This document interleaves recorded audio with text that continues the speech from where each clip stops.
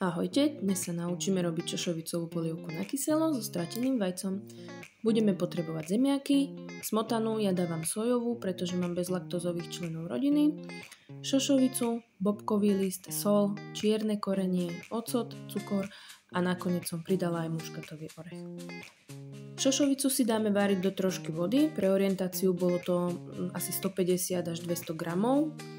Osolíme, pridáme bobkový list, čierne korenie a necháme ju variť. Medzi tým si ošupeme nejakých 5-6 zemiakov, stredne veľkých, a nakrájame si ich na také väčšie kocky. Keď je šošovica polomekká, pridáme zemiaky a dolejeme vodu, aby boli zemiaky zaliaté.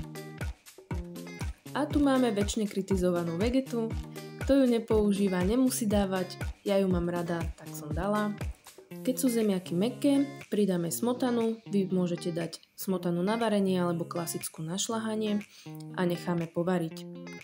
Ocot dávame už do odstavenej polievky, asi 2 lyžice, podľa chuti. Dochutíme ešte solou, cukrom a už podľa chuti si to doštelovať, aby to bolo akurát. A nakoniec som pridala už spomínaný muškatový orech, asi 1/4 lyžičky. Teraz si pripravíme stratené vajíčko.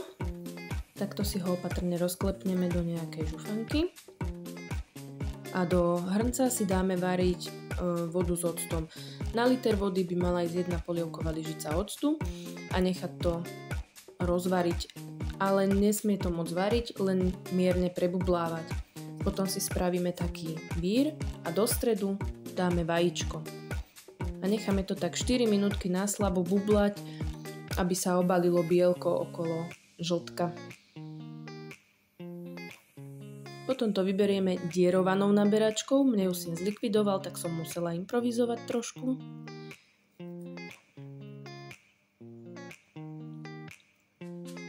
No a tu už máme krásne stratené vajíčko, malo by byť vnútri tekuté.